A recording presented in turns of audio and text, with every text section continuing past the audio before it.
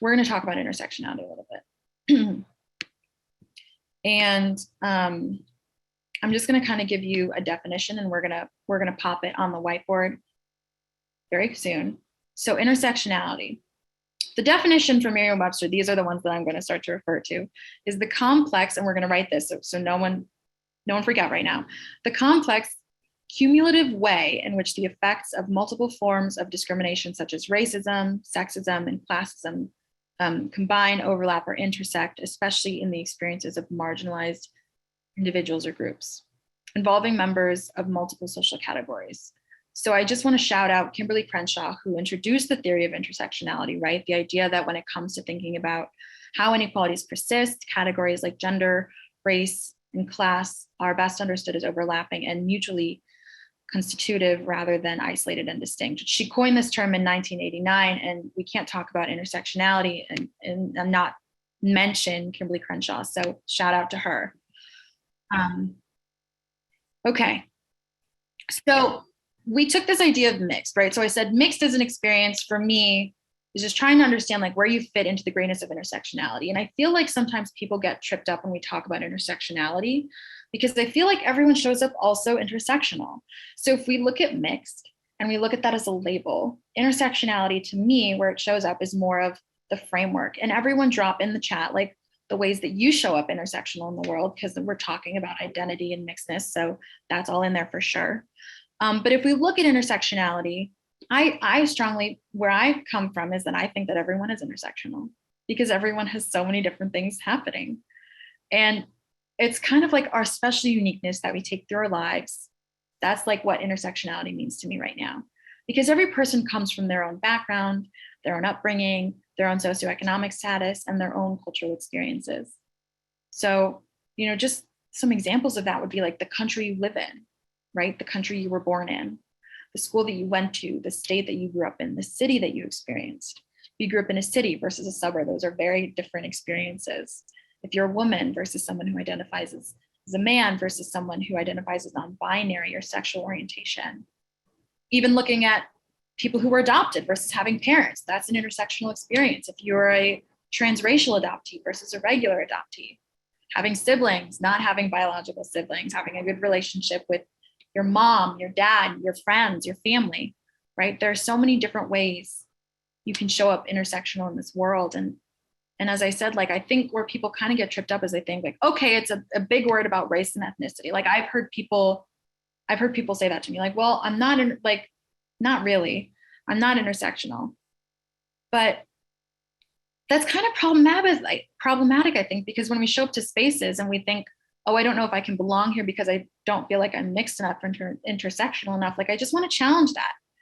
And as a mixed person, I've actually really felt that, like I couldn't show up to spaces because I wasn't representing one part of me enough or the other. And so if you feel that, I see you, I feel it. And yeah, and so drop in the chat ways that you show up intersectional, because there are so many different ways and you can add them to the whiteboard, and I'd love to see it too. Because the way that I show up to this space is intersectional. And like, where do you show up in the world and the identities that you hold, right? Like that's understanding your own intersectionality.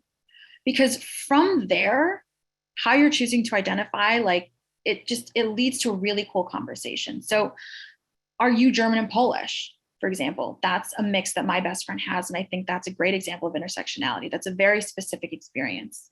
They're very different cultures. So I would appreciate someone saying, you know, I have a mixed experience of being white because I'm German and Polish. And I would like say like, yeah, I get that. So as I said, drop the ways that you show up intersectionally. I love how the chat is blowing up right now.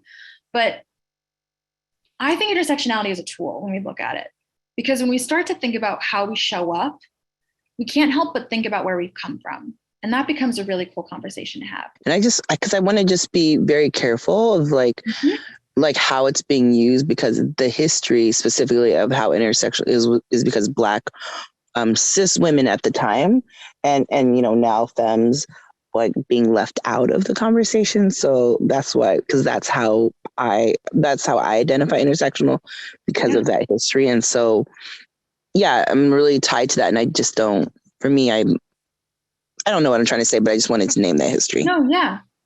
I appreciate that 100%. I appreciate that 100%. And it's really important to name. And I'm glad that you brought that into the space. Um, I wanna respond to that. Is that okay? Does Go anyone for it, else want to Lily. say something?